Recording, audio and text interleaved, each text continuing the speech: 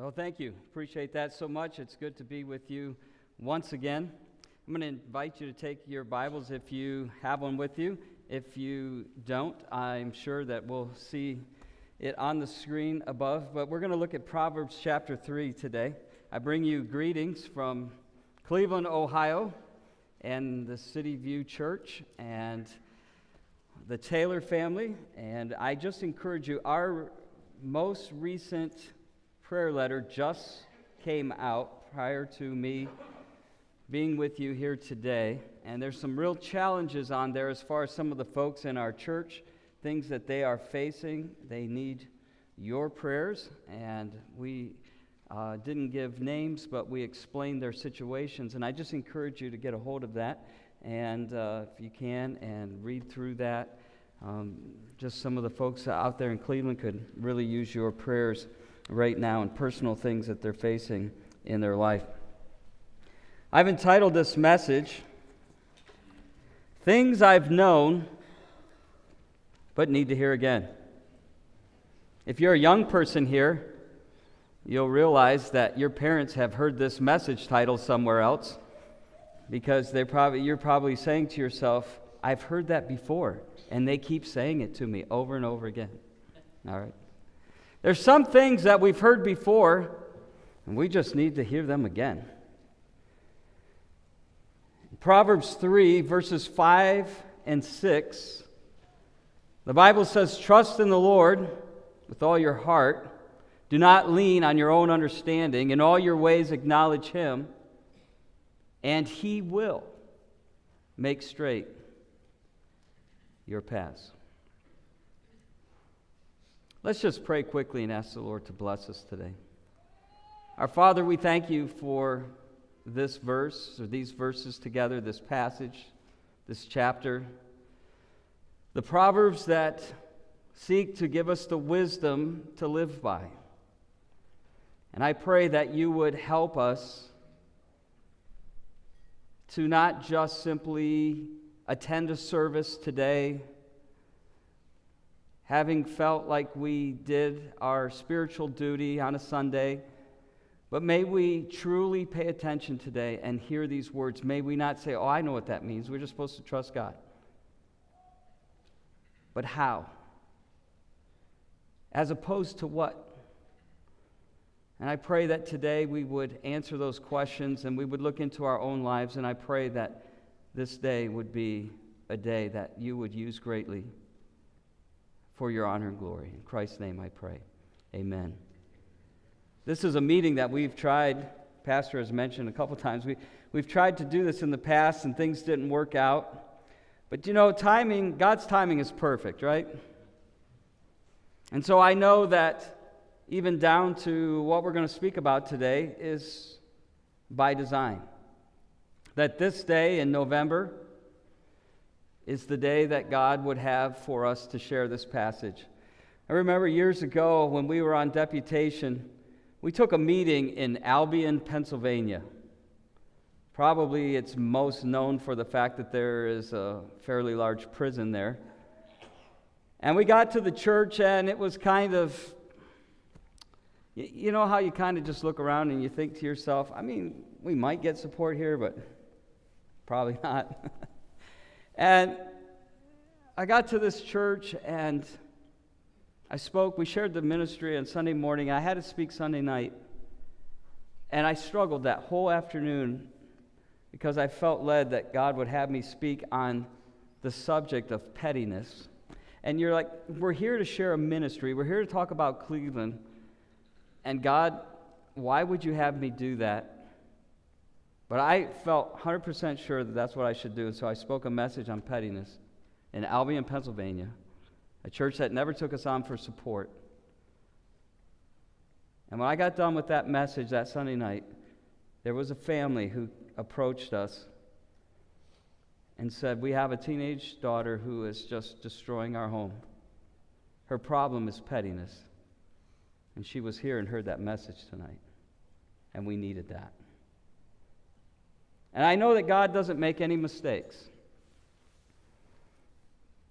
And so I want us to hear again this verse, because if I was sitting here as a young person, sitting here as someone who has or believes you have many years ahead of you and you have opportunity to do anything in life and you're talented, you could do anything, and you still have the opportunity to choose, I would encourage you to take a verse like this and grab onto it with all of your might, all your heart, with all your soul, and dwell on it. And decide no matter what God calls you to do, you're going to trust the Lord. You know, one of the things about trusting something, you can trust a lot of things. And I've thought about this. I can't imagine all the things that I've trusted in my life. I've trusted salesmen who said to me, if you buy this car, you'll never have to buy another one. Boy, that was a mistake. You know, I've trusted so many things that have failed me. Anybody here know anything about farms? Anybody? Maybe everybody. Just judging on the ride in. When I was a kid, my dad had this desire to be an auctioneer. He worked at General Motors, but he wanted to be an auctioneer. And they told him when he went off to auctioneering school that if you want to break into the business, this was in the 70s, you need to go to a lot of auctions and you need to rub shoulders with auctioneers and you just need to get to know them. And because my dad was trying to get into the business and he was trying to get to know auctioneers, every Saturday, and you could do this in the 70s, every Saturday there was a number of farm sales that you could pick and go to. I grew up in a small rural town in Michigan, and so there were a lot of farms at that time, and we would go on Saturdays. You're one day off of school because, Sunday was church day, and so I had that one day, and I had to spend the whole time at a farm sale, and I hated it. Hated it. They were always in the winter. It was freezing cold, and I just hated everything about being there because we never bought anything. We were just there to rub shoulders, but I didn't care. We were in central Michigan one Saturday at a farm sale. I got cold about 10 minutes after I arrived. I was bored about 10 minutes after I arrived. And I asked my dad, could I go and could I just play in a barn? There was an empty barn. You know how they'll take all the equipment and they'll line it up in a big long row and the crowd just moves from equipment to equipment and they sell it off. And over to the side was this barn. The cows had been sold. The dairy operation was no longer working. They're just selling off all of the implements and things. And so there's this large dairy barn that's got the doors open. You could see all the way through it. Doors open on both ends. I'm freezing cold. And I said, Dad, could I go over there and just play in that barn? And he said, sure, that's fine. I made my way over to this large barn, and nothing's in there. Cows are gone, but there's stanchions in there, and I'm just in there playing. And I walk all the way to the far end of the barn. Those doors were open, and on the end of the barn was this area that had chain link fence around it. And it had snowed the night before, so it probably had 2 inches of snow. So I'm inside the barn, and I'm standing on a concrete floor. And everything in the barn was concrete. And then I get to the very edge of the door, and I see this area that's closed in by chain link fence. It has about this much snow on it. Everything in the barn is concrete, so if you see an area with fresh snow that's perfectly level, and it has chain link fence around it, you would probably think that area is what? A cemented area with chain link fence around it. So I start walking out there, trusting completely that I'm walking on cement.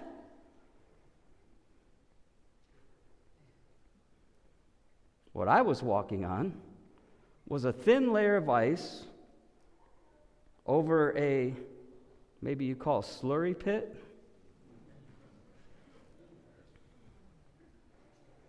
Fortunate for me, it was the 70s. My parents had just bought me a new winter jacket. It was the kind of coat that you could zip up. They were called some kind of like Eskimo parkas or something. And you could zip it, and it would zip way out. Like, why a kid needed a coat that would go all the way out like this in a tunnel. Probably so when you were walking to school or crossing the street, you had no peripheral vision and cars could hit you easier. I mean, it's the worst design ever. And it was cool, so we always wore it like way out with this tunnel in front of our faces. And I thought it was cool, and so I had that on. And I had it all the way out.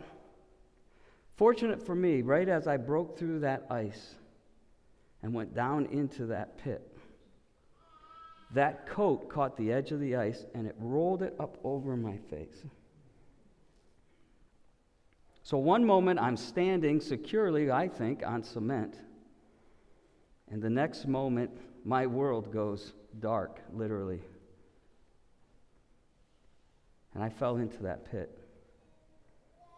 My dad, who was watching things sell, just happened to keep one eye on me and was watching. He saw me break through the ice. And while I'm still trying to figure out where I am or what had just happened to me, I feel a hand on the back of my jacket. And he drags me up over the side, drags me out into the floor of the barn. They tell me that the fumes alone of that probably should have killed me. And I think of how secure I felt when I was walking out onto that. When I took those first couple steps, I felt like I was completely safe.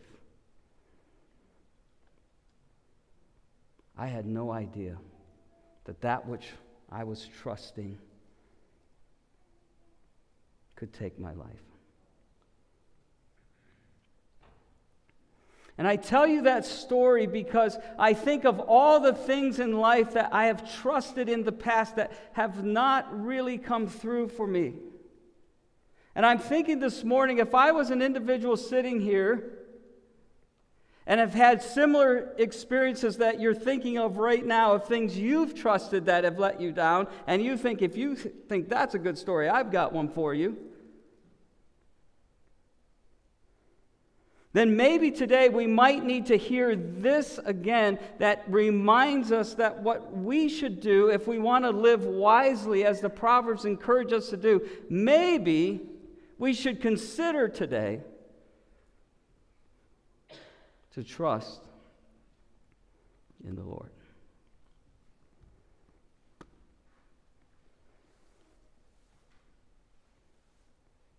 I contemplated for a long time this morning. I have 5 pages of notes.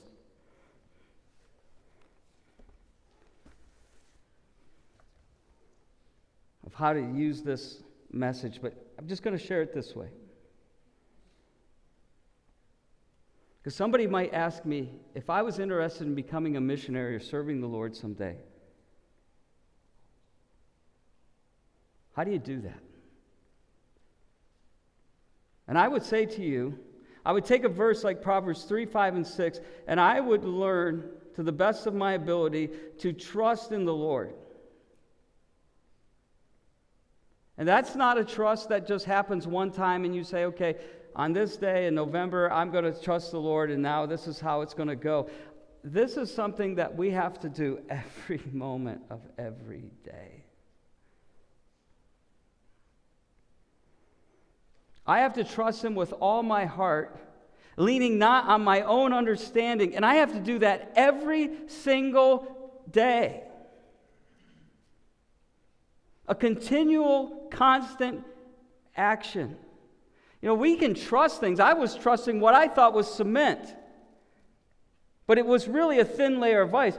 Just trusting doesn't mean much. What really matters is not the trust word. What really matters is what? The Lord. Your trust is only as good as the object you're trusting in. And so what I want to encourage you with today is what we need to do is hear again. What are we trusting? In whom are we putting our faith and our trust? One thing you can count on is the Lord who says, I will never what? Leave you nor forsake you.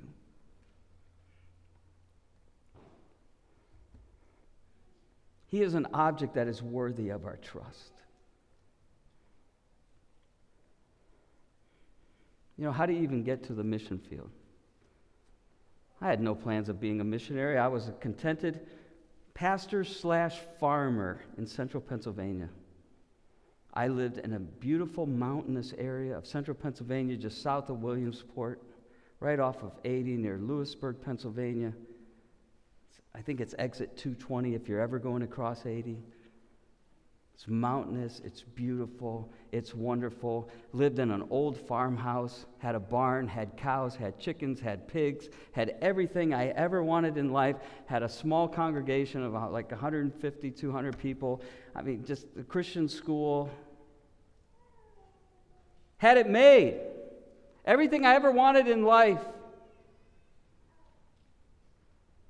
And one day, start having these chest pains like I'm having a heart attack. What do you do if you're 34 and you're a man and you're having chest pains repeatedly when you're doing farm work? Probably nothing if it doesn't kill you, right? So that's what I did. And I ignored it for months. But every time I would get that pain in my heart, it got worse. And it took longer for it to go away.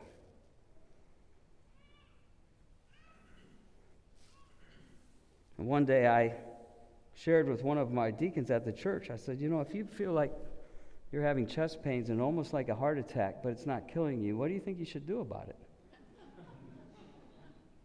He said, you should get that checked out immediately.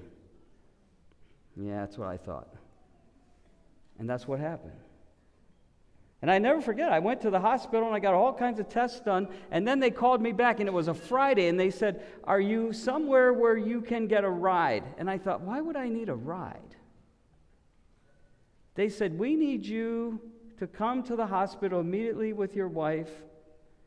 And then the last thing the lady said was, don't take the stairs, take the elevator. What's wrong? Am I sick? And I remember going to the hospital, and they started to tell me about this rare heart condition that I had, that I didn't know I had, and that probably within 10 to 15 years it would need to be, I'm going to need open heart surgery, and that I was going to have to take it very easy for the next 10 to 15 years to try to ward off this surgery. I don't know how you just go home from an appointment like that and say, well, I'm taking it easy. You've got a farm, you got animals, you got ministry. But my symptoms got worse very quickly. It led me to the Cleveland Clinic for a second opinion. I'll never forget going to Cleveland for the very first time. I'd never even heard of the Cleveland Clinic. I didn't know what it was. But a nurse from Geisinger, Pennsylvania, worked at the Geisinger Hospital in Pennsylvania, said you need to go there. And so I went there, I made an appointment. A doctor took a stethoscope, he listened to my heart. And he's listening, and he says to me on a scale from 1 to 10, 10 being the best and 1 being the worst, you're probably a 2. And he has not taken a test. I've only been there a few minutes in his presence, and he's just listening. And I'm thinking, so I say to him, how do you know it's a 2? He said, because if it was 3, I'd say 3. And I thought, wow, I'm not in central Pennsylvania anymore. I'm talking to a guy who only works on one heart valve his whole life. Invents operations for that they don't do anywhere else in the world. And he says, I think we got 3 weeks. Now, I had in my head 10 to 15 years. He's telling me 3 weeks. That was in October. But he told me I needed a will and a power of attorney, and I needed to get all my affairs in order, and that he wouldn't operate until I did that. And I was 34.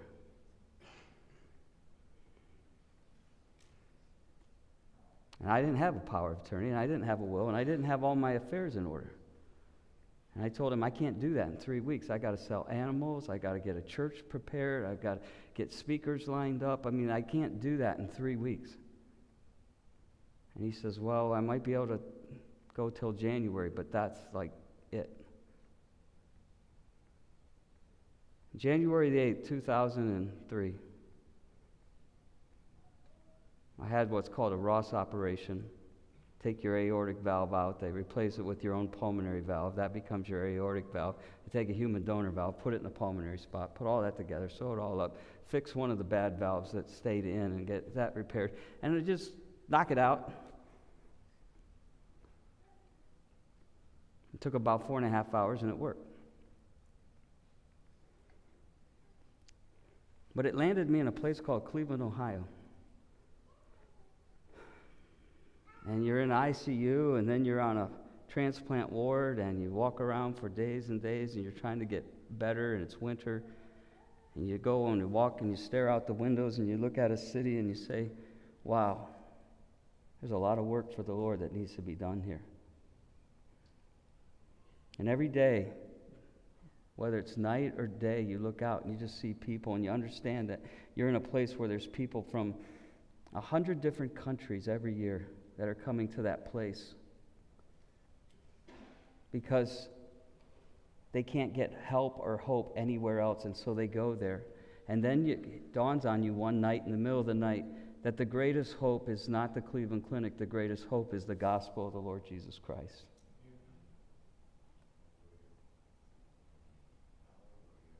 And then you say to yourself, Lord, somebody needs to come here and do a work. And you say to yourself, because I'm a good Christian pastor, what I'm going to do is commit myself to praying that you'll send somebody here someday after I get well and I get home to my farm. And I'll commit myself to praying that you'll do a work here in Cleveland someday, and you'll get a church, because I know that the gospel could be used here, and it'd be the greatest hope in all the world. And so that needs to be here, and I'm just going to help pray that somebody comes here. And so I did that. The only problem is, sometimes when you're praying about things, God starts to say, well, what about you?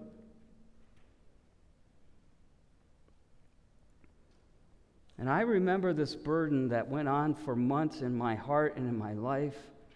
I would think I was okay, and then I would look at all the things that we had and the lifestyle we had, and I would look at that antique John Deere tractor in the shed, and I was like, Lord, really?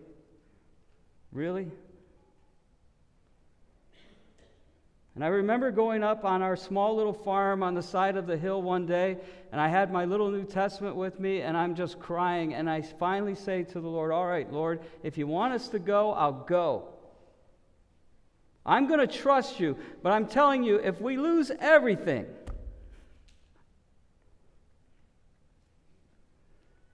I'll still trust you anyway.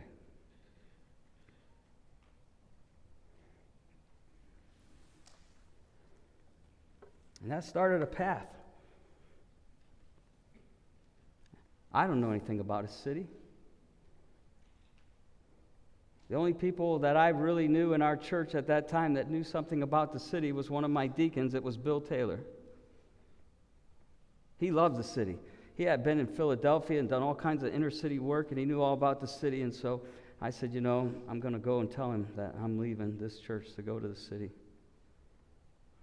He had been on vacation, and so we made arrangements. When he got back from vacation, the two of us would sit down and we'd talk. And I still remember driving to his house that night thinking, he is going to think I'm so crazy. They had just gotten back from a vacation, and we sat down together, and there was a lot of small talk, and then finally I said, you know what, the reason I'm here is because I think God's called us this city. And he gets up and he goes into his bedroom and he brings out a yellow legal pad and he says, we've been on vacation. We have committed to serve the Lord in a city for our lives. God brought us out here to the country. We've been living here and I've been teaching school and that's all been fine and good. But we were on this vacation and we decided that we're going to finally go. We put all of our goals and dreams. God's called us to a city. We're going to do it. And we were just trying to figure out how to come back and tell you we're leaving to go to a city.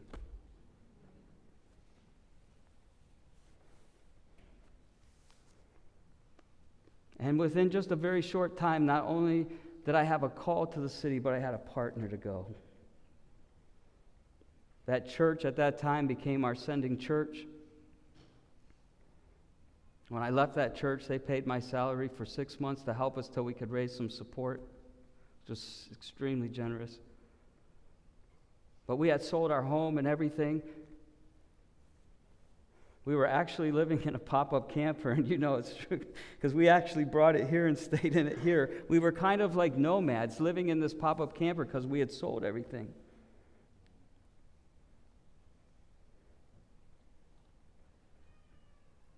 And I'm still saying, Lord, I'm going to trust you. This doesn't make sense. We're living in a camper. The kids have to go to school soon. We got down to the end of that summer. And we went to a conference, and somebody there said, I have a house in Cedarville, Ohio, and here's what I'll do. I'll rent you that house for $100 a month till you get your support to go move up to Cleveland. We moved to that house one day before the kids started school, and we had a house. I rented the moving truck for a week because I knew when I got to Cedarville, I didn't know one single person in that town. And I was going to have to unload a 24-foot truck all by myself. So I rented it for a whole week. I got to our front lawn at that house in Cedarville. My wife took the kids across the street to the school to interview with their new teachers. And I went in the house to decide where I was going to start putting stuff when I started unloading our essentials to get ready for school the next morning. When I was in the house for like 20 minutes, I heard a commotion outside. I came around, and there's about 25 or 30 students from Cedarville. They said, somebody told us a missionary was moving into this house today. They sent us over here to move you in. Do you need help? Within an hour, that entire truck was unloaded.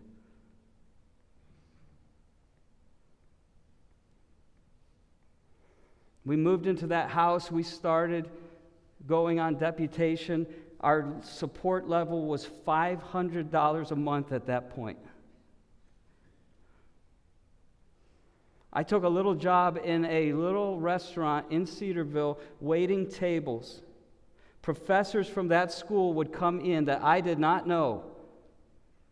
And they would buy a cheeseburger and fries and a Coke, and it'd be like $6.99 for lunch. And I would pick up the plate after to clean up the table, and there would be $100 bills underneath the plates. And that went on for 3 years. And we traveled churches to churches, and we raised support.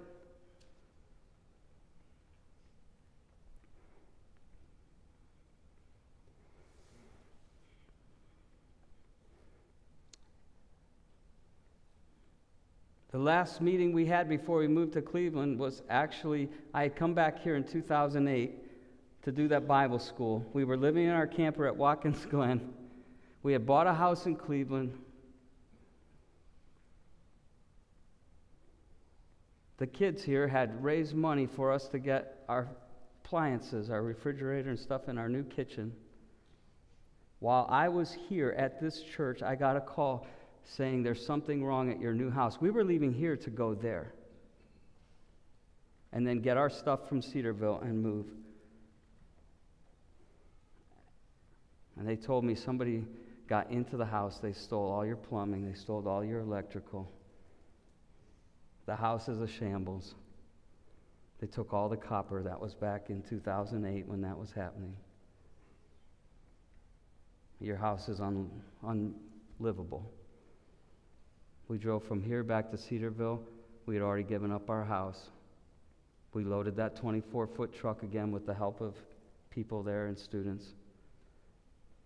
And we still lived in our camper when we got to our new house because it had no running water. But the people from Cedarville came up and they started putting it all back together. And we moved.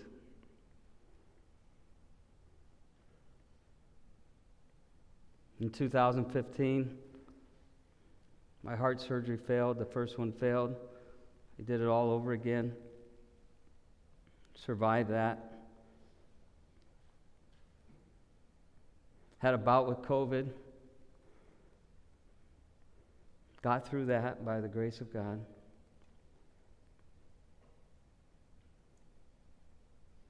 And you say, looking back now, 15, 20 years later, having sat on that hill and said to the Lord, what will you do? I'm here to tell you, one thing you can do is trust in the Lord. I am so thankful that there are so many times when I thought I should probably lean on my own understanding because God's way just isn't making sense right now, and I'm so glad I didn't. I'm glad. And you know, when you say acknowledge Him, what are you acknowledging? You're acknowledging His promises. You're acknowledging who He is. You're acknowledging His character. Lord, you're the one who loves. You're the one who knows. You're the one who is Alpha and Omega. That's what I'm acknowledging. Because you are that, I'm trusting in you. It isn't just a blind trust. It's because of who you said you are and who you've proven to be.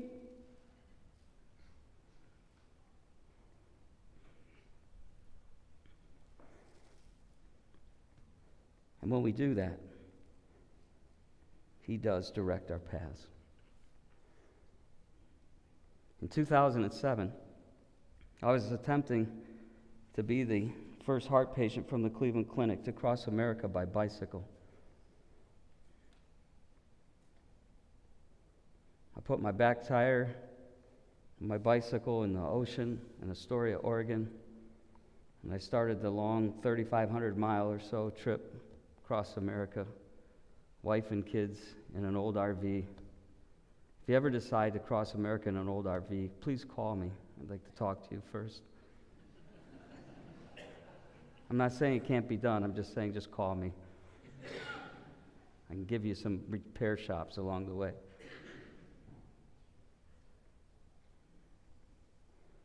We started out in Oregon because the winds are normally from the west to the east, and so at least the wind is pushing you. If you don't know what you're doing, and you're really unprepared, and you have a tight budget, and you have an old RV. And we started across America. And I'd just come over Mount Hood on day 3. And if you ever go over Mount Hood on a bicycle, little advice, it's 5 hours to the top and 30 minutes to the bottom. I just come over Mount Hood, and I was finally out of the forest and the wilderness.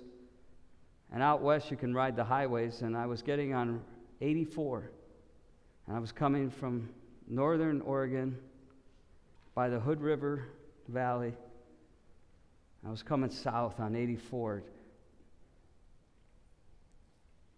And I said to my wife, I said, you know, today I'm going to be on the interstate for the very first time. I'm not going to be driving up in the forest and all that. So I said, just give me money and 1 bottle of water. You and the kids take a day and go to the Oregon Trail Museum, and I'll just meet you at our stop tonight. Normally they'd meet me every 20 miles, but I said, today I'm fine. I'm on a highway. I'm not worried about it. There'll be lots of cars and lots of exits, and just give me money because I'm starving for fast food.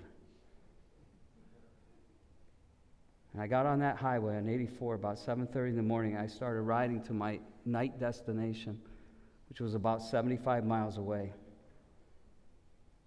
I got to the first exit, nothing there. Next exit, nothing there. I didn't realize that Southeast Oregon is more like a desert climate than it is like lush and green. I didn't know that. I had about that much water left in my little water bottle. It was well over 100 degrees out. I had zero food with me, and I'm just getting sick from the heat. And I finally came to an overpass, and I got under the bridge to get away from the sun. I tried to call my wife, and I had no cell phone reception out there because it was just such a remote place on the highway. And I'm sitting on a guardrail under a bridge. And I'm thinking, Lord, I have miscalculated. I did not do my research. I was very foolish today, and I'm in desperate trouble. I have no food, I have no water, and no way to tell anybody about it. I'm sitting on the guardrail, and I probably was there 5 minutes, and I saw a car approaching me on the highway. And I had not seen very many that day. And I see this little white car approaching me, this little Honda Accord's coming, and after it goes under the bridge, I see the brake lights come on. And it starts backing up, and I thought, well, here we go, I'm going to get robbed. And the car pulled right up in front of me, the window comes down, I lean in, see a very nice dressed lady. She says, I know you don't know who I am, but I have something. On the floorboard of her car was a cooler. It had been plugged into the cigarette lighter. She had a 2-liter bottle of water. It was cold. She said, I have this for you.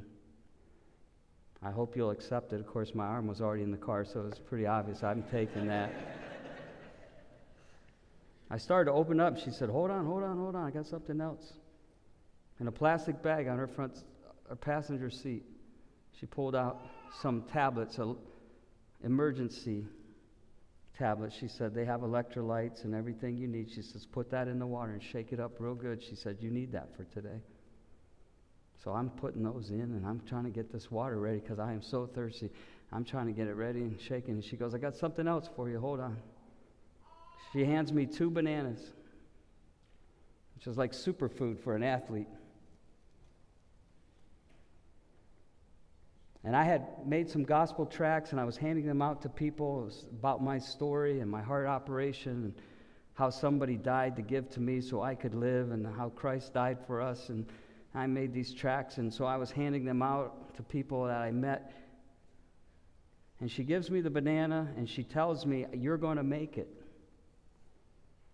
And she rolled up the window and pulled off before I gave her a tract. I didn't ask her name. And she's gone. And I'm sitting under a bridge in remote nowhere, Oregon. 5 minutes before, I was in total desperation. I'm sitting there with 2 liters of water, cold, filled with electrolytes, and 2 bananas.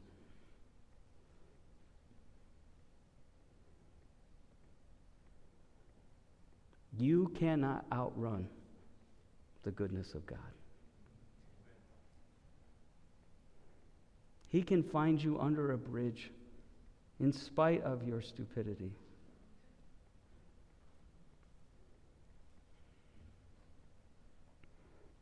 You know how you become a missionary? You know how you live the Christian life? Do you know how you get through the experiences on a daily basis?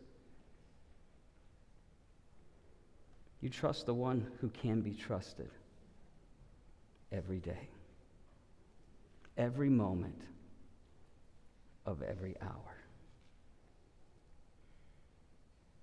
If you will acknowledge him for who he is and what he has promised and who he has proven to be, It may not look like the way you wanted your paths to go, but you will be able to look back someday and you will say, in spite of all of my problems, in spite of all of my sin, in spite of all of my mistakes, one thing I can tell you, that I trusted in the Lord, and He has directed my path. There is not a church service in Cleveland today at City View because I'm some kind of an amazing missionary. There's a church there today because God can be trusted.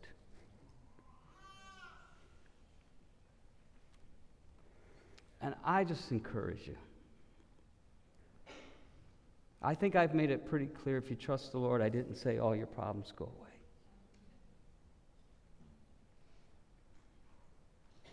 But I have said, if you'll trust the Lord, He'll direct you where you need to go. He'll show you things. Because without the problems, we never get to see how great a God He is. He will direct your paths. And I just want to encourage you today to hear something that you've probably heard a lot of times before. Trust the Lord with all your heart. If you've never trusted Him for salvation, I encourage you today. He's worthy of your trust. Pastor, why don't you come and we'll close our service today.